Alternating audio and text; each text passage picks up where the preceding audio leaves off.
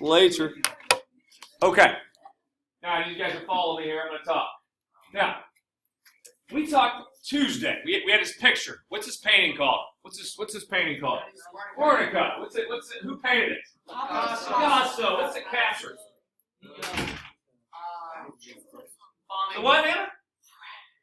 The suffering of Guernica. What happened to Guernica? Bombed by who? The Nazis. Okay. It was practice, right? The Nazis are practicing their tactics, and they're practicing the Spanish. What's going on in Spain in 1936? Spanish Civil War. The Nazis are going to drop bombs on Guernica. And what's this picture foreshadow? What's this picture foreshadow? This is where my focus went with this, is that children. What's it? We see a woman holding her what? Dead child. What's this foreshadow of Guernica? That happened in Guernica. That children are going to die? And what is World War II going to bring? Suffering. Pain. Pain, suffering to who? Civilians. On a scale never seen before in history. You got that down. So Guernica foreshadows the death coming to these European and Asian cities in World War II. Okay? In Africa as well. Now, we talked about the past is never dead. It's not even past. What's this picture capture? What war?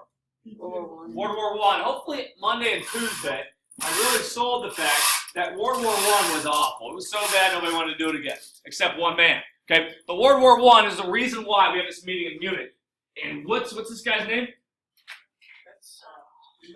Chamberlain. This is why Neville Chamberlain wants to avoid war. And we see it at the Munich Pact. I want you guys to jot this down. You guys can make a timeline. I don't care how you do it. This takes place in 1938. And what it is Hitler and Chamberlain are going to meet in the city called Munich. This is where the book thief is located. If you guys finish that book, which we're probably going to try to find a way to do, Munich is where it takes place. Now, Adolf Hitler and Chamberlain meet. Hitler wants what country's land?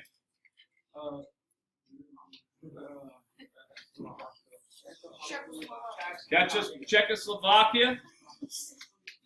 Czechoslovakia. Okay, which is, as you see here, got split up. But we have Slovenia, Czechoslovakia. It wants this place called, I want you guys to jot down.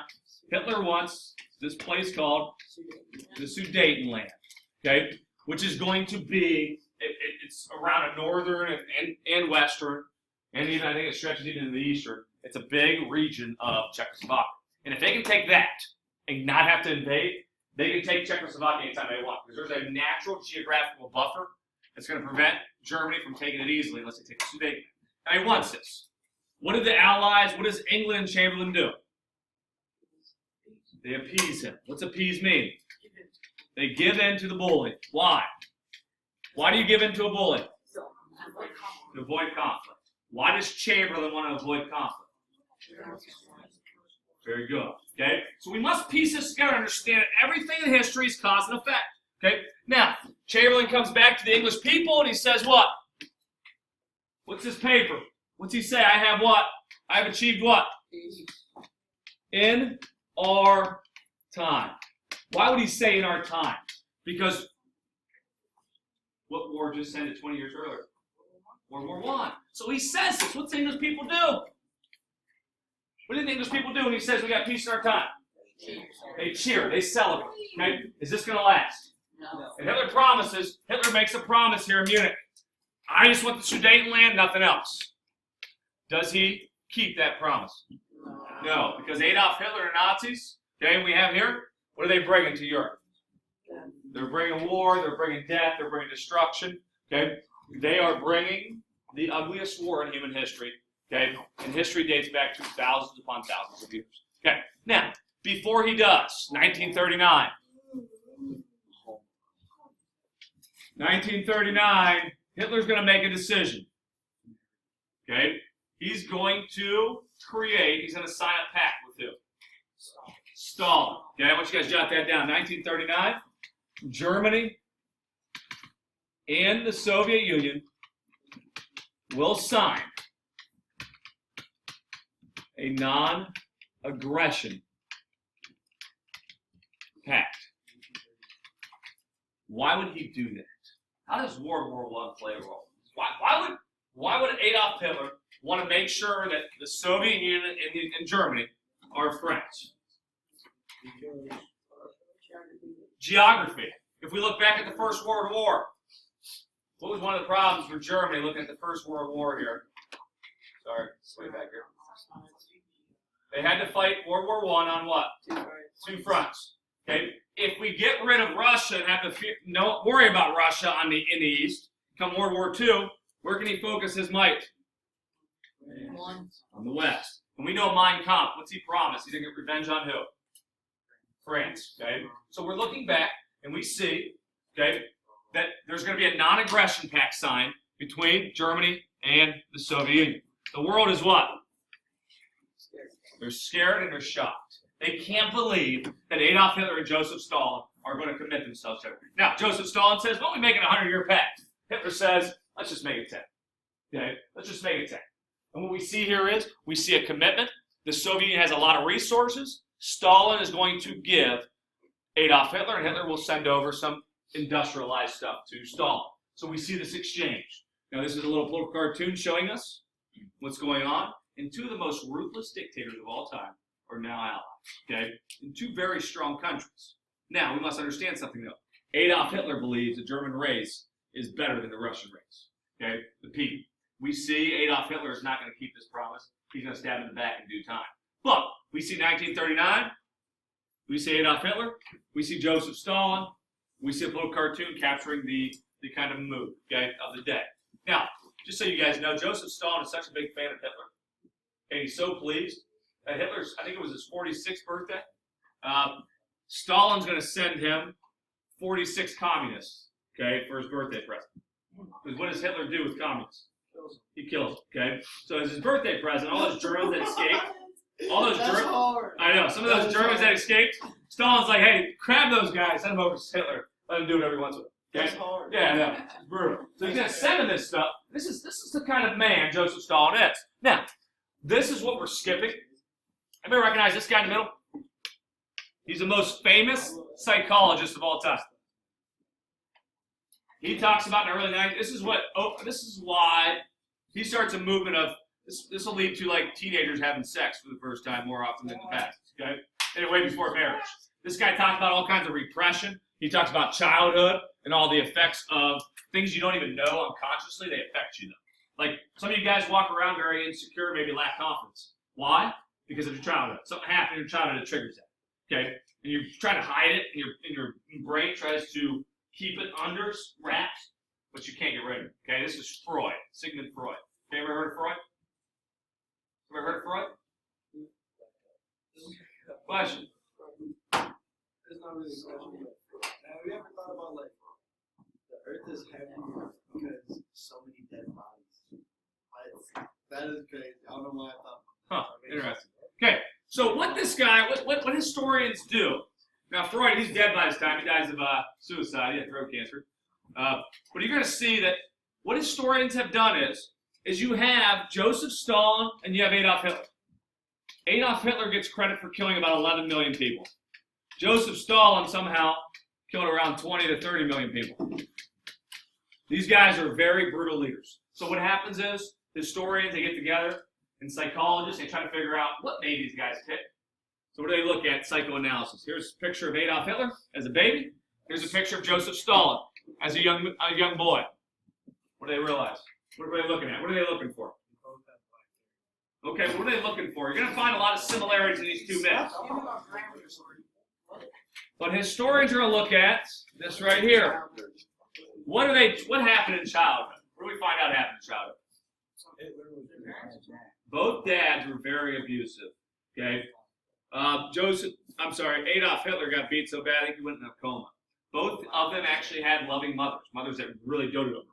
Okay? You're not going to believe it. When Adolf Hitler commits suicide and they find his charred body, they find his wallet. Inside his wallet is a picture of who? His mom. Okay? Mama's boy, right? So Adolf Hitler, okay, has got, we got Adolf Hitler, we have childhood. Joseph Stalin, he's a twisted dude. Well, there's a story of Joseph Stalin. I tell you a story of the calf. Okay? There's a bunch of people standing around as a calf, like stuck out in a little island and surrounded by water. Obviously, it's an island. And all these kids are looking at this calf, it's struggling over there, trying to find its way. It's a baby calf, and it's in distress because it's trapped. Well, Joseph Stalin's going to find a time to swim out there, okay? And he's going to make sure all the people are watching. And he picks up the calf and he snaps its legs, okay? He just breaks it, okay? That's Joseph Stalin. He wants to impress like how tough he is, how manly he is. And he breaks this calf's leg, and this is kind of Joseph Stalin. And he's going to take power, and all those people that talk trash about him, he's got a good memory. Okay, he's very organized. He's going to make these people disappear. Now they also talk about this in World War II. Joseph Stalin is going to tell the Soviet soldiers, you are not allowed to surrender. You're not allowed to retreat, and if you do, I'm going to punish your family. Okay, and there's a story. Joseph Stalin, his own son gets captured by the Nazis, and they find out they get Joseph Stalin's son. Right, so they pick up the phone and say, hey Joseph, we have your son. Right, it's kind of like Taken, right? The movie. We have your daughter, right? But we have your son, right? We want to trade you. We'll give your son to you for some of our lieutenants, some of the German soldiers you captured. Joseph Stalin's response is, You keep that so. I have no son. And he hangs up the phone, okay? And his son dies in the concentration camp inside the prison camp, okay? Wow. That's Joseph Stalin. This kind of dude, this. And he has, to add insult to injury, he's actually going to go to his son's wife and throw her in a prison camp, concentration camp, because he's got to punish the family for the soldiers surrendering, okay? So he actually throws his own daughter-in-law in a prison camp, a concentration camp. Okay, that's the kind of dude this dude is. I mean, he's a bad dude, okay? When I say bad dude, not a good dude, a bad dude, okay? Almost, I mean, you have to make a decision. If I had to go out on a date with one of these two for a night, go spend a weekend with them, not like a date, like a heterosexual date, right? Go out on a weekend, okay? I would probably pick Adolf Hitler to hang out with before Joseph Stalin. Now, the question is, why do we know so much about Adolf Hitler and not anything about Joseph Stalin? I think psychologists. Hitler was the bad guy. Very good. Who's fighting on our side during World War II? Joseph Stalin. So we hear more negative things about Adolf Hitler, and it just goes to show winners write the history books. All right. Now, here's a picture of the two. These two, as you guys see, they are friends from 1939 until Hitler stabs them in the back. And you guys see, folks, I want you guys to buy into the fact that these two really make up the European theater. These are two leaders that are going to be the main players in Europe. Isaac? Did you see Tyler's I did not. It's like flattened out to the side. What? I don't know, it's perfect greases. And it looks like He looks like Adolf? Yeah. Which picture of Adolf? just like This one? It goes down to the side. Interesting. Got a little part? Got a little part? No. Oh. Okay, so we see these two mustaches are going to square off in Europe, and we see that this is going to shape what happens. Now, here's what I want you guys to jot down. On September 1st, 1939, shortly after the Non-Aggression Pact, Adolf Hitler is going to cross what historians call is the Rubicon. You ever heard that? Cross the Rubicon? Yes. Gabe, you heard that before? Yeah. You know what it refers to? No. Adolf Hitler is going to cross the Rubicon in 1939, September 1st. Okay, and this is history. That's a history reference here, across the Rubicon. In Roman Empire, you could go up and conquer lands up north as a governor or as a general, but you were not allowed to bring your soldiers and your army across what little stream?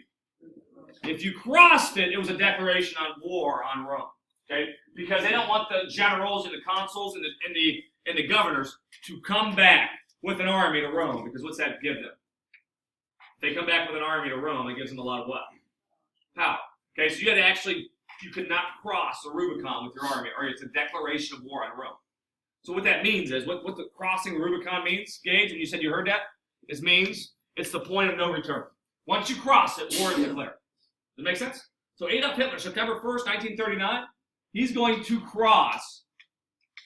I like to find all the little connections in history. He's going to cross the Rubicon, which means the point of no return. He's going to take a gamble. He's going to invade a country in 1939. Even after a Munich Pact, and he promises not to, he's going to gamble, and he's going to head to. Hitler is going to invade Poland. I want you to jot that down. this will be the start of World War II. England and France are no longer in an appeasing mood. They declare war. Now, when I say gamble, Adolf Hitler did not believe that England and France would actually go to war over Poland. I mean, geographically, Poland's to the east. They think, you know what? He thought they would let them have it. So he's actually somewhat shocked when England and France declare war. He didn't think they would. He took a gamble. They declare war. But before he takes the gamble, what's he do? Who's to the east of Poland? Russia. Okay? What did he sign in 1939, shortly before he sends soldiers? The non-aggression pact. Okay, and what's going to happen? I want you guys to jot down. Poland is going to be blitzed from the west. And folks, there's a lot of Jews in Poland. This is where your main death camps will be, is in Poland. Okay, a lot of them. Those concentration camps you think of, Auschwitz, these are in Poland. Okay, now we see Germany's going to come across here, blitzkrieg, and we're going to see Poland fight as tough as they can. Okay, trying to hold off. But about a month into it, another country is going to invade Poland from the east. Who's that? Soviet Union. Okay, and Poland's going to be stuck in between a rock and a hard place. And they're going to capitulate, they're going to surrender, and they're going to divide up Poland in half. You guys can see it here. They divide it up. Poland was created as a result of the Treaty of Versailles. It's given land from both Russia and, or I should say Soviet and Germany. And we see that Poland's going to be split in two. Okay, now I did put a lamb over here. What I want you guys to jot down is Poland becomes the sacrificial lamb of World War II. Because England and France actually declare war on Germany, but what do they do to help out Poland?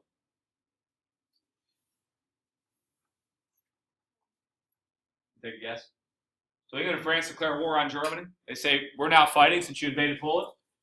What do they do to help Poland?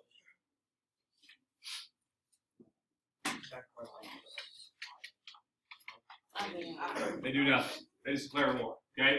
Then there's a period known as the Phony War, which there's really no fighting between England and France for a while. Okay? And what Germany's going to use to invade Poland is this tactic. It's called blitzkrieg. They're going to attempt to use their air force, followed quickly by their tanks, followed quickly by their soldiers, to push through defensive fortifications. Okay? And then they have their soldiers come in for cleanup. What it does is it's very disruptive. The defense is kind of thrown aback, messed up communications, people panic. Okay, and we see this is the planes. The Germans are going to bomb, like Guernica. They'll bomb the enemy positions.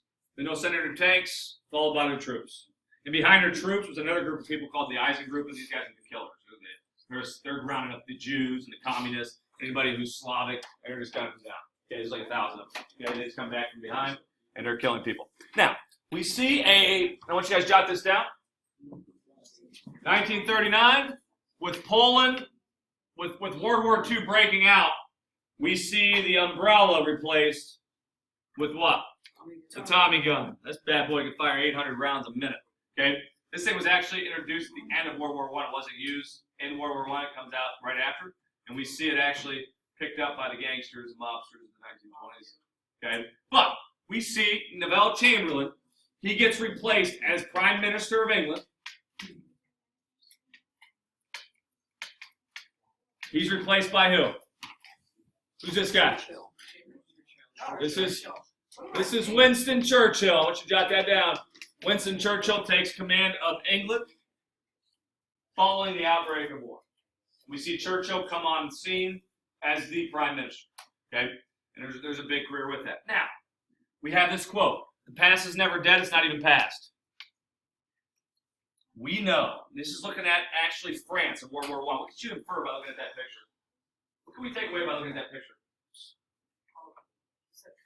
Train. This is a train. This is not the train. But this is a train. What's going on in this picture? They're leaving for war. What do we notice? They're excited. They're excited. Look, what about the people? They're happy too. They're like, yeah, go in for the French, right? Go in for the French. They end up here. How'd that war turn out? Horrific. They realize that party sucked. I'm not doing it again, right? We see that this is what past is never dead. It's not even past. Because This is 1914. 1939, France declares war. I just have this picture over here to kind of show you. What do you notice about this picture? Train's empty. Is there any? What if there's soldiers on here? What do you notice about the crowds? There's nobody cheering this war on. The French really don't want to fight a war. That's how bad World War I was. While the Germans, what do they want? They are hungry for revenge. Okay? So we see that the Nazis are wanting war, the Germans want war, the French don't. Okay? We're going to see this. Now, we have World War I. Past is never dead. You guys are looking at this. This war, I want you guys to jot down, World War I was primarily fought where? In the Western Front. France. Okay? We're going to see the Germans are going to use this thing called the, what plane was it? Oh my gosh. Okay, they're going to use I can't remember the guy's name off the top of my head right now. It'll come to me. They're going to use a plan to go through Belgium to head into France. It's going to send its army through Belgium. Mr. Thornhill is going to talk about what happens in Belgium. It's going to turn the tide for America kind of wanting to get involved. But we're going to see that the Germans are going to pop through Belgium, pop down to France, and then the Western Front will be kind of like through here in World War I. France is going to do all it can to make sure Germany can't get into France this time. Okay, so we see the French are going to build these fortifications. And I want you guys to jot it down. This is called the Maginot Line. It's named after the architect of it. The Maginot Line. What this is $7 billion. How do you spell it? 7 billion. $7 billion. M-A-G-I-N-O-T. The Maginot Line, $7 billion defensive fortification. Now, I told you folks that World War I is primarily fought where? In what? Where do these boys primarily fight at? Trenches. Okay? So it's a very defensive war. Every time in World War I you sent troops across no man's land, oftentimes what happens to those troops? They're dead, right? You got machine guns, you got tanks, you got artillery shells, you got poison gas, you got barbed wire, you got mines. I mean, it's just ugly. Snipers. These boys died in the millions. Now, World War II is coming around. We need to make sure we understand France from World War I learns that the better the defense you have, the better it is. So they put all this money and time in this Maginot Line. Now, the Maginot Line, you guys can see here, it has turrets. It's got underground hospitals. This is all defensive fortification. It's got concrete. It's got bunkers. I mean, this thing is a lot of money. There's a lot of money in Maginot Line. They invest. What do you guys notice about this Maginot Line, though? It's very strong along the French and German border. It gets weaker through here. Do you guys see that? Little dots. This is not as strong of a defense. You guys with me so far? No. And they built this following World War I, this Maginot Line, to protect them against future German aggression. M-A-G. Is it still there? Remnants would still be there. Not everything, no. What's our last S? M-A-G-I-N-O-T line. Oh. Now, if you ever want to make fun of the French, just say Maginot Line over there. You're making fun of them because this thing is not going to last very long. Okay? And we'll see what the Germans do here. Now, here's what we have. 1939, 1940, I should say. We have this dude right here. His name is a very strong first name. It's Eric. Okay? His last name is Manstein. And he comes up with an idea, and it's kind of by chance he even gets in Hitler's ear. He's like, I got a way to knock out the French. Okay? Remember, this war is declared. And what it is he says, let's send some soldiers up to Belgium, like we did in World War I. What's France thinking? And the British thinking? That they're coming where? Through Belgium to come to France. Make sense so far? So what happens is, the French say to themselves in World War II, 1940, and the British, we don't want the war fought here anymore, so we're going to send our best soldiers up here to go meet the German army. Right? Mano a mano. Let's go square off right now. Now, as they're going, they're kind of confused Because as they're going there, they don't notice any Nazi planes flying overhead and bombing them or strafing them. It's like they're letting them come there. That's what Manstein Plan was. It was to let the French and British head up to Belgium. What they did was, the Manstein Plan, is they actually sent their really strong forces. They went through here. This is where their main army actually came through. And they pop out and say, surprise! Okay? And just so you guys know, the Maginot, their best fighters were heading up here to Belgium. And a lot of their strong fighters were in different pockets. Now, the Germans have been here for a while. They've been spying on them. They know where all the Eric Brickwoods are. The married guy with kids. Who, when bullets start flying, like, dude, I want to go see my family, right? Have it, right? So we see they go through and they attack. They attack these places right through here with a lot of force. What do they hit it with? They hit it with the Blitzkrieg. Okay, they hit it hard. And they're going to be driving through France in a hurry. And what they're going to do is, remember these, I'm sorry, I got it red up here. Remember these British and French soldiers up here? They're going to take a quick turn to the north. And what are they going to do with these soldiers? They got them surrounded, okay? They're going to surround them on a beachhead known as Dunkirk. Yes, we're watching a little trailer of it. And you're going to see, this is propaganda actually, that is the Germans use. Now this is obviously in English, so this may be an interpretation of it. But they start dropping these off to the French and British soldiers who are trapped here. And they say, we surround you. You got nowhere to go, okay? And we're going to see the greatest operation, or rescue, in the history of military warfare. This is the movie captures, Dunkirk. I've never seen it. I've heard mixed reviews. Now, they're actually, crazily enough, now this is Hitler's first blunder. He doesn't really rush his soldiers to crush the English. Some people think it's because he likes the English. He's always been soft on the English. Others think it's because he's an idiot militarily. Depends on who you ask. But Adolf Hitler, Manstein Plan, is going to knock, I want you guys to jot this down. Now, France was considered the strongest land power in Europe. Think about this. Hitler knocks them out. Germany knocks them out in 6 weeks. 6 weeks. He knocks out the French in the war. I want you to jot that down. It takes 6 weeks. It's almost like I hit an alien, I don't know, freaking fleet came in and just started knocking people out from another planet, okay, another galaxy. But we see the Germans with the Manstein Plan. Knock out the English or French? French. The English actually get off these beaches, they get back home, and they live to fight another day. Okay, what's England's advantage? Geography. What are they? Landlocked. Not landlocked, opposite of that. They're an island, okay? And you can smell the ocean no matter where you're at in England. And they're very good with the Navy. They've always been. Okay, so we look at England. England's going to be living to fight another day. But old France is going to have to surrender. And Adolf Hitler's going to tell them, do me a favor. Before you surrender, go grab what? Go grab that train car. Right? Remember that train car the Germans got embarrassed on by the French in World War I, Napoleon III belonged to? Hitler's going to make sure that the French have to go back on that train car to sign their surrender in World War II. So we got a little play, a little joke in history. Adolf Hitler's going to get this train car, and he's going to embarrass the French on it. Okay?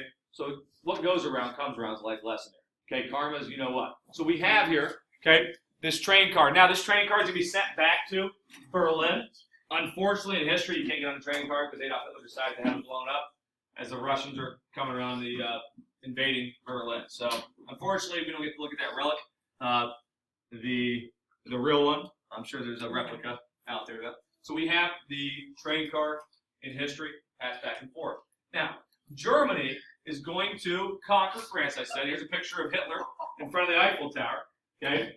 And you can see the French people are very upset. They're very humiliated. Their pride, they have to swallow because they've now been occupied by Nazi Germany. Okay? And we see, and I want you guys to jot this down, we see Hitler cheer to the heavens. He's conquered more land in less time than any German leader ever.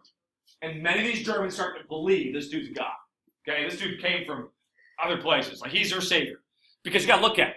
France has been a country that's been a thorn in Germany's side for a long time, and now Germany has conquered. Okay, the people cheered in the heavens, and all those doubters now are getting in line. They didn't believe that Germany could be successful. Many of them didn't want Germany to attack France. They didn't want war with France. But now look at Adolf Hitler. Okay, he's conquered France in 6 weeks. That's insane. Now we're going to see a showdown coming here soon between England and Germany. Before we do, America.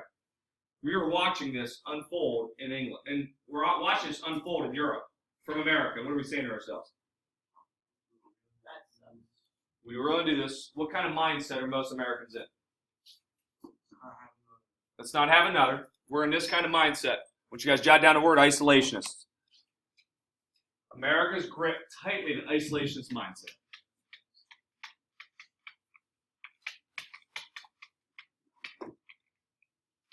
What's isolationist mean? What does it mean isolationist? We want to be alone. We don't want to get involved. You jot that down. So America's in this isolationist mindset. Why are we isolationists? Why can't we be isolationists? Slater, why can't we be isolationists?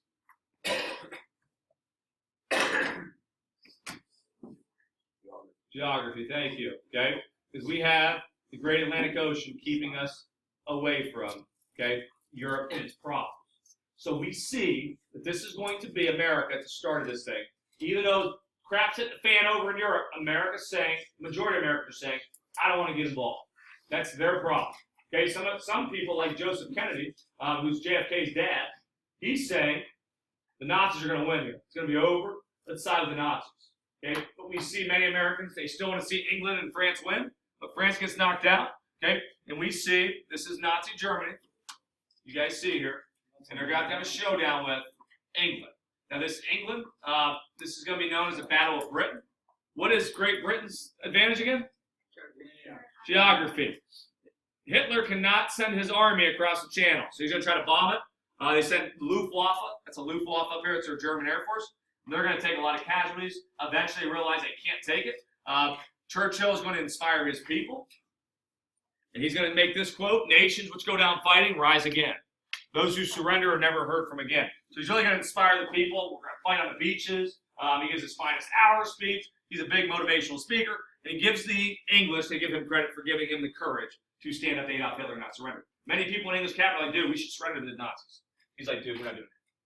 We're not surrendering to anybody. Okay? They can't have geography on their side.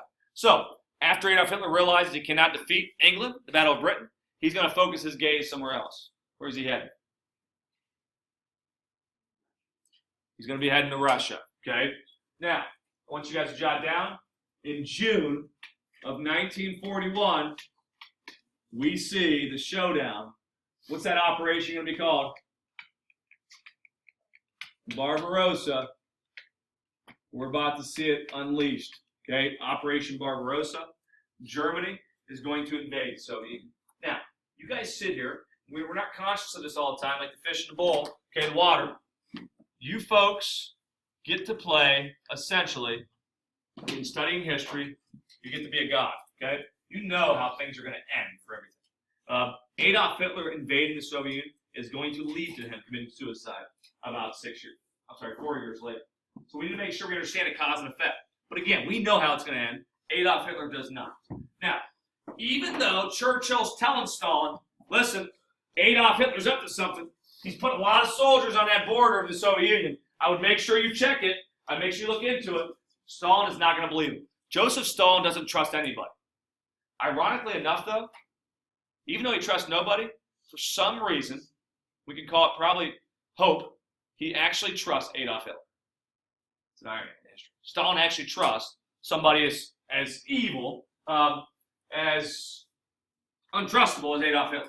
Okay? So we see Joseph Stalin's going to ignore the advice from Churchill. And you're going to see, I want you guys to picture the United States on its west coast. California, Oregon, Washington. I want you picturing an army from another country invading across that whole stretch of land. Okay? Because that's what's coming in the Soviet Union. You've got three, I want you guys to jot down. Operation Barbarossa. We have 3 million German soldiers in 3 prongs, 3 different directions. They're heading into the Soviet Union. Now, what did Mein Kampf say? What did Adolf Hitler promise in Mein Kampf? He became leader. What did he do? Open up what? You guys remember what we talked about on Tuesday? What did he say he wanted to open up in the East? Land for more of the master race of Germans. So he says in Mein Kampf that he would take land in the East. He has to take it from the Soviet Union. We see Operation Barbarossa right here. And 3 million Germans spill over into the Soviet Union. And it is going to be horrific if you are on this eastern side. This battle fought between the two. Now, how would things end for Adolf Hitler? I was going to have you guys read a story. Do you guys want to read a story and break this up? You guys want to read a story?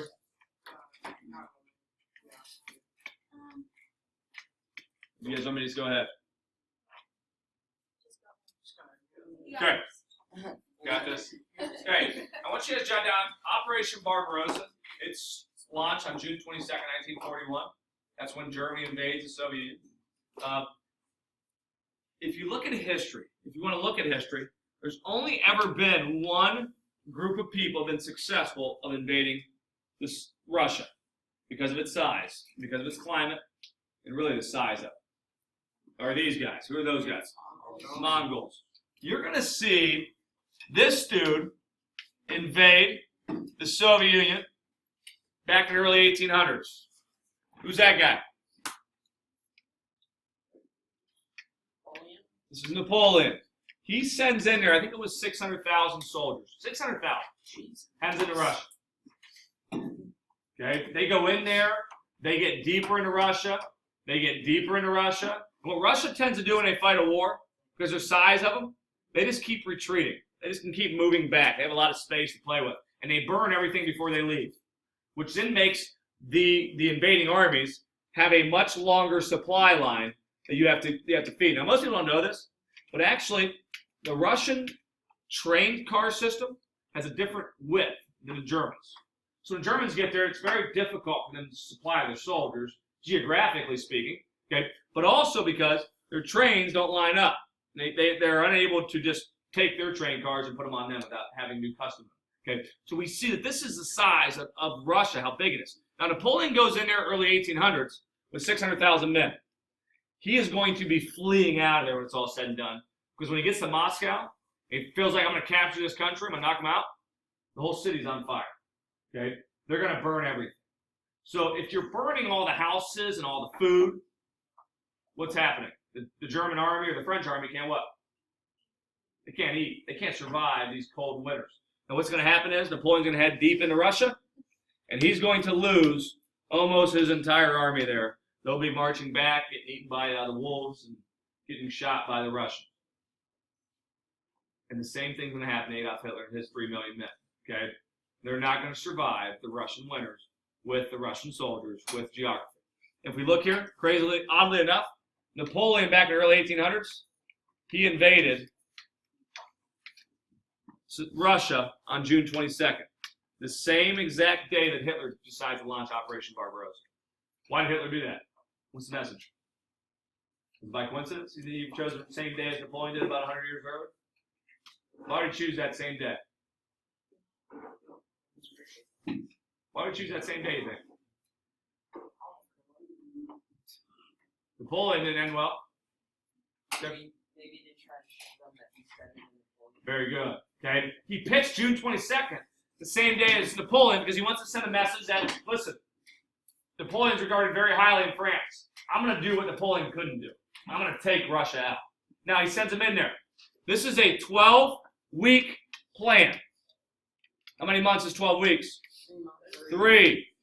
He does not intend them to be there in the wintertime. He expects to knock them out in 3 months. Okay?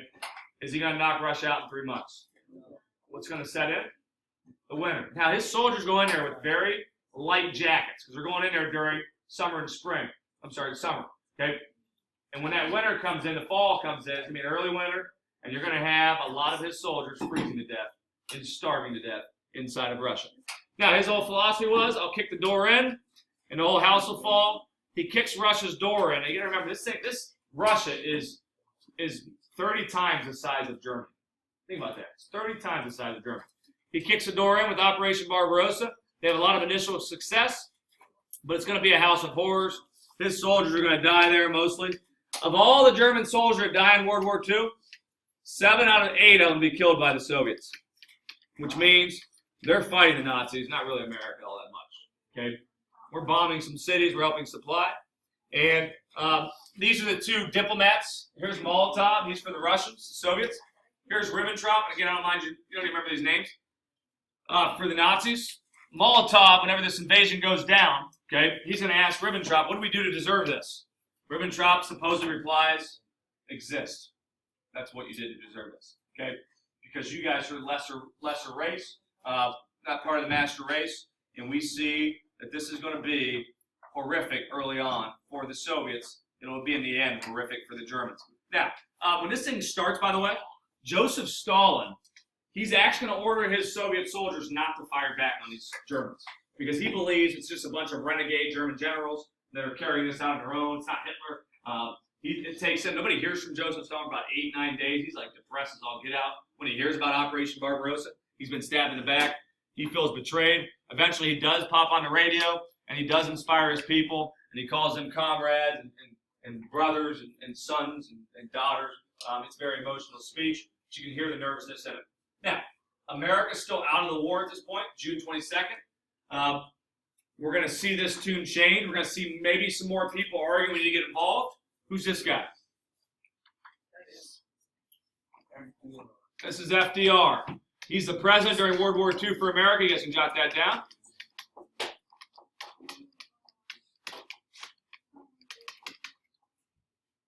He knows that America needs to get involved, but he cannot get the Americans to get out of their isolationist mindset. Something significant has to happen for us to get out. What significant is going to happen? Okay, we're going to see Pearl Harbor bombed. There's a little video capturing it.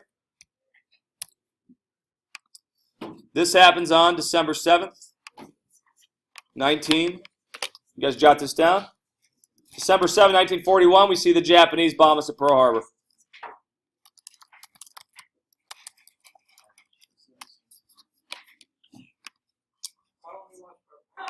I can't find part 1. It's not on here.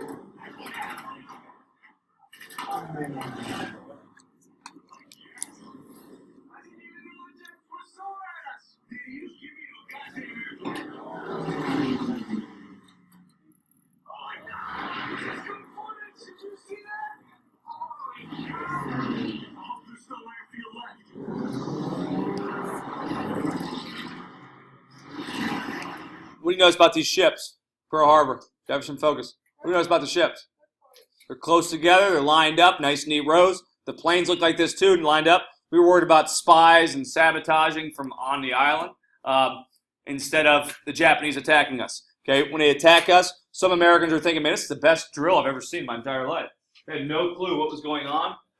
Others, the radar operators, they see a bunch of things pop up on the radar. Radar is new at this time. And there's supposed to be some incoming bombers, American bombers supposed to be flying in. They think, oh, these are just American bombers that were scheduled to show up. Not prepared at all. Now, what day is December 7, 1941? December 2nd or 7th. What day is that of the week? Take a guess? What would be the best day to surprise us? Sunday. Sunday. Why Sunday? You guys are so altruistic and so innocent. Why? Why early Sunday morning? People rest. What are they doing on Saturday night? A bunch of teenage boys in the military. They're partying, okay? So you pick Sunday morning purposefully, knowing that it'll catch us sleeping. We're Sunday, Sabbath day, because people, yes, are churchgoers. So we see they're going to show up here.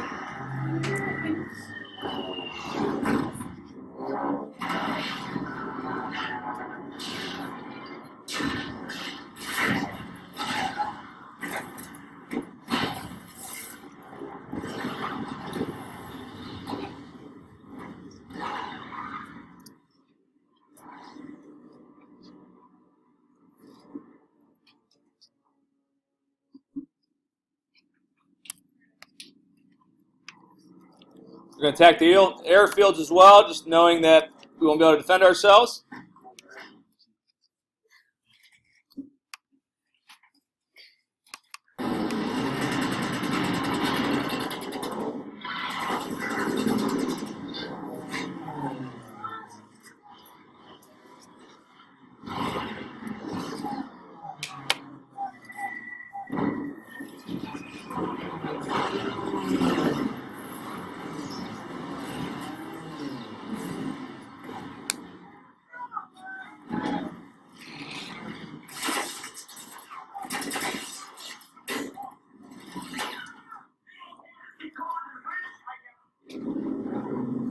These torpedoes had to be modified, the Japanese, because when they normally they went in deep water and they would shoot out. Well, Pearl Harbor is very shallow. They had to customize these bombs so they could travel in shallow water.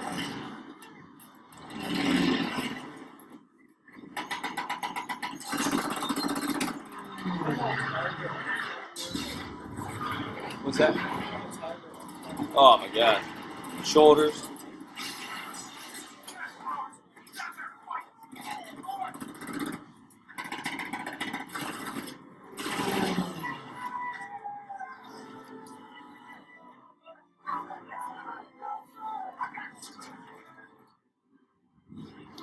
Some of these soldiers would pop down in these, they'd be on fire, they'd jump in the water, try to get cooled off. A lot of oil in the water.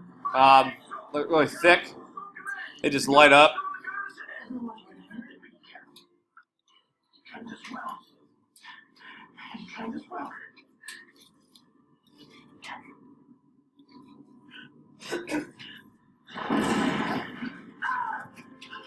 We still have a segregated military at this point. The Navy was the only one really wasn't because we're sharing a ship. But a lot of African Americans had to serve under deck.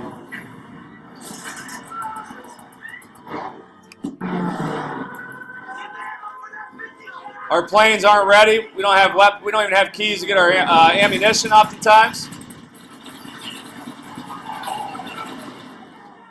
More times than not, most of our planes wanted to get off the ground.